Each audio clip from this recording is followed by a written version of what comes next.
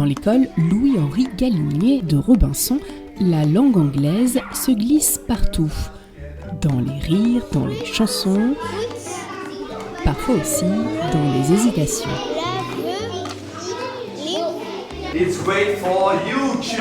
Aujourd'hui, c'est la fête de l'anglais. On oublie les manuels scolaires troqués contre des drapeaux, des décorations artisanales, des jeux, des chansons ou des recettes. Aujourd'hui, on vit la langue. On n'est pas dans les exercices et dans les évaluations, mais voilà, des jeux, quelque chose de ludique. Mais non, c'est agréable parce qu'on voit les élèves d'une autre manière. Les interactions sont différentes. Cette journée est organisée dans le cadre de la Semaine des langues de la Provence-Sud, un moment attendu chaque année dans cette école bilingue. Pour cette édition, les enseignants ont choisi une île anglophone du Pacifique. Il y a Fidji, Vanuatu, il y a les îles Salomon. Ça me fait découvrir un peu les environs et de découvrir mon continent. Les enfants sont mélangés par cycle, en petits groupes autour de courses au trésor, d'escape game ou encore d'ateliers culinaires. Tout se fait en anglais, ou presque. Objectif de la journée, encourager les échanges, faire de l'anglais un jeu et donner envie de progresser sans pression. Moi, c'est dur à parler anglais, mais je prends beaucoup de plaisir. Pourquoi ? Parce qu'il y a des camarades qui m'aident à lire l'anglais.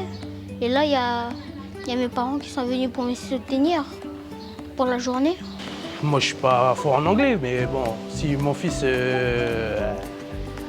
peut sauver un peu l'honneur, ça serait bien. C'est très bien, parce que mon enfant qui a des difficultés en anglais, ça le soulève. À la maison, il ne veut pas travailler l'anglais, il a peur. Et c'est vrai que là, lui, il est content. Là. Il était malade hier, il a dit au docteur, non, demain, il faut que je sois en forme pour aller à la journée. Alors pour dire qu'il est épanoui, il fait énormément d'efforts. Toute l'année, l'enseignement est partagé, permettant que l'anglais se glisse peu à peu dans la vie de tous les jours. L'enseignement se fait à moitié en français et à moitié en anglais. Donc à partir de là, on a forcément des enseignants bilingues français-anglais. Au début, quand l'école a ouvert, je n'étais pas bilingue, donc j'ai passé un diplôme exprès pour pouvoir enseigner en école bilingue. Et c'est vrai qu'il y a beaucoup d'enfants, même si on a l'impression quelquefois, les parents nous disent « oui, mais à la maison, il ne parle pas anglais, il ne veut pas dire ». En fait, nous, on voit bien dans les résultats que si, il y a du résultat et il y a vraiment, ça fait un plus, quoi. Ça ouvre l'esprit sur l'extérieur. Depuis 2014, Nilana Contant, locutrice native venue de Sydney, fait partie du quotidien de l'école. Avec elle, tout se dit en anglais et les enfants s'habituent doucement à penser dans une autre langue.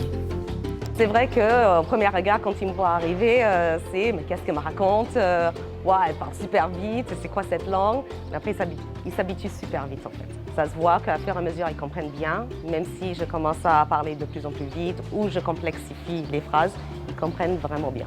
Même s'ils n'ont pas envie, ils comprennent bien. Apprendre une langue, c'est aussi apprendre la patience, la curiosité, la confiance, et cette journée en est la preuve. Quand on s'amuse, les mots viennent plus facilement.